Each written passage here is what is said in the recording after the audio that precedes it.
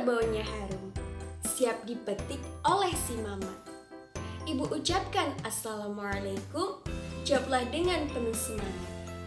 Assalamualaikum warahmatullahi wabarakatuh. Wah, mantap sekali, luar biasa sekali semangatnya anak-anakku. Anak-anak, bagaimana kabarnya? Oh, alhamdulillah. Nah, semoga anak-anak dalam keadaan sehat ya. Walaupun pembelajaran kali ini masih dalam keadaan online, tapi kita harus tetap bersemangat. Oke?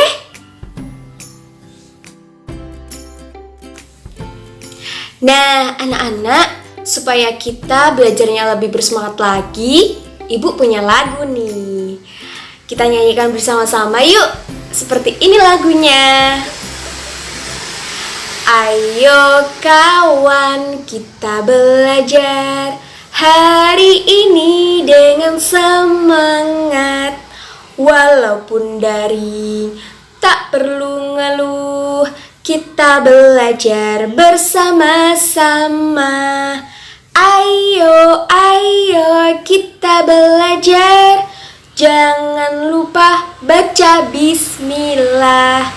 Ayo, ayo kita belajar dan akhiri alhamdulillah. Sudah semangat? Wah, sudah sepertinya ya. Oke, nah anak-anak, sebelum kita memulai pelajaran pada pagi hari ini, yuk kita berdoa terlebih dahulu. 1, 2, 3. Bismillahirrahmanirrahim. Semoga dengan berdoa, belajar pada hari ini dilancarkan oleh Allah Subhanahu wa Ta'ala. Amin, amin ya Rabbal Alamin. Anak-anak, masih ingat tidak?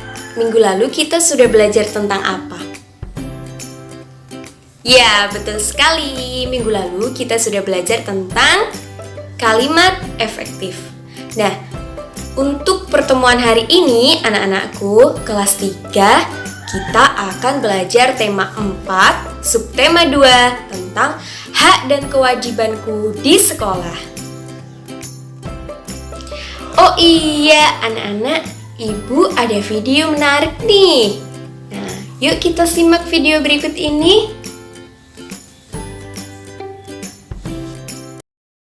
Ini kita akan belajar tentang kalimat saran. Apa itu kalimat saran? Ada yang tahu?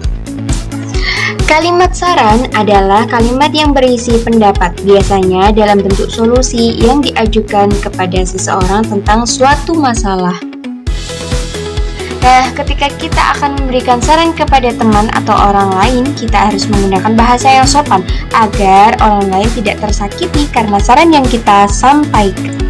Ayo, ada yang tahu nggak ya bagaimana cara menulis kalimat saran? Nah, kalimat saran biasanya menggunakan kata sebaiknya, alangkah baiknya, seharusnya. Contoh kalimat saran yang pertama, sebaiknya kita selesaikan masalah ini dengan baik-baik. Contoh yang kedua ada, seharusnya kita mengajak lebih banyak teman agar perkemahan ini lebih menyenangkan. Nah teman-teman, itu tadi adalah pengertian dan contoh dari kalimat saran. Gimana?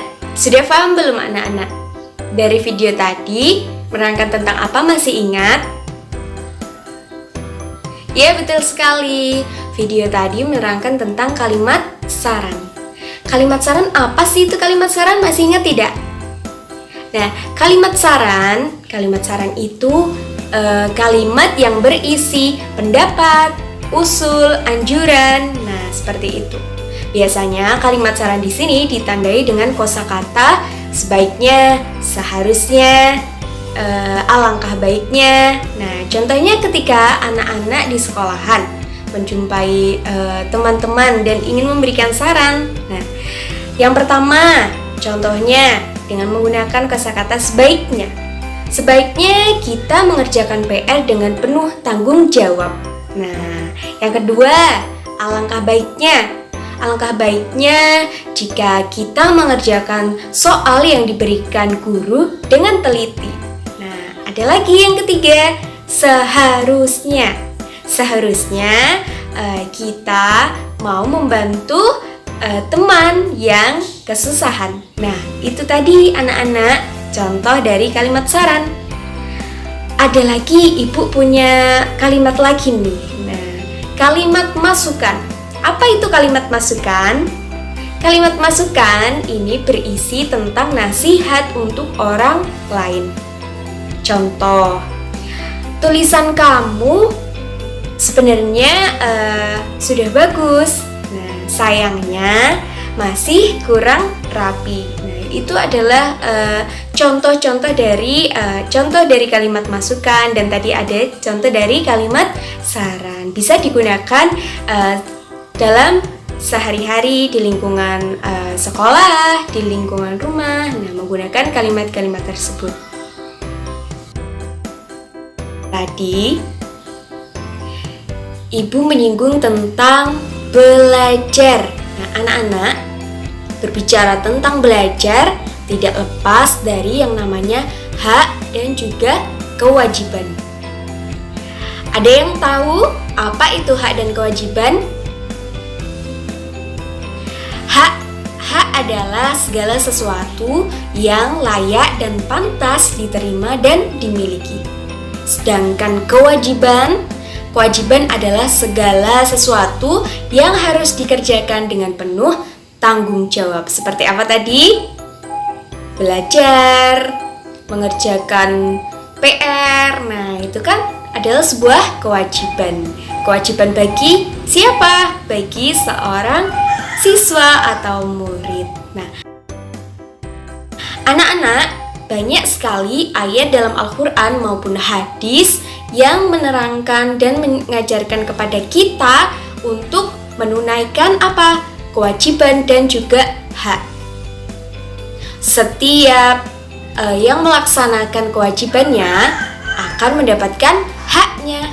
Iyyaka na'budu, hanya kepada Engkau kami menyembah, wa iyyaka nasta'in, dan hanya kepada Engkau kami memohon pertolongan. Nah, itu adalah haknya. Pelaksanaan hak dan juga kewajiban dapat kita temui di mana saja. Salah satunya di sekolah. Karena kita warga sekolah, jadi kita harus harus senantiasa melaksanakan hak dan kewajiban kita di sekolah. Apabila kewajiban sengaja kita tidak laksanakan atau kita abaikan, maka kita akan mendapatkan sanksi. Apa itu sanksi? Sanksi sama saja dengan hukuman. Nah, hukuman itu sesuai dengan peraturan yang berlaku. Ih, ngeri bukan? Nah, anak-anak, maka dari itu kita harus melaksanakan hak dan kewajiban kita sebagai warga sekolah ketika kita di sekolah. Thalabul ilmi faridatun ala kulli muslimin, yang artinya menuntut ilmu itu adalah wajib. Apa teman-teman? Anak-anakku semuanya? Menuntut ilmu adalah kewajiban bagi setiap seorang muslim. Jadi kita harus semangat menuntut ilmu. Tidak boleh malas-malas ya. Selain rajin belajar, kita sebagai warga sekolah tentunya harus mematuhi hak dan juga kewajiban. Mendapatkan hak dan juga mematuhi kewajiban kita sebagai warga sekolah. Apa saja itu kewajiban dan haknya? Kewajiban. Yang pertama, contohnya kewajiban kita sebagai warga sekolah. 1. Mematuhi tata tertib di sekolah. 2. Saling menolong antar teman. Yang ketiga, menjaga kebersihan sekolah. Dan yang keempat adalah mematuhi perintah guru. Nah, itu tadi adalah contoh dari kewajiban kita yang harus kita laksanakan. Nah, selanjutnya ada hak kita sebagai warga sekolah.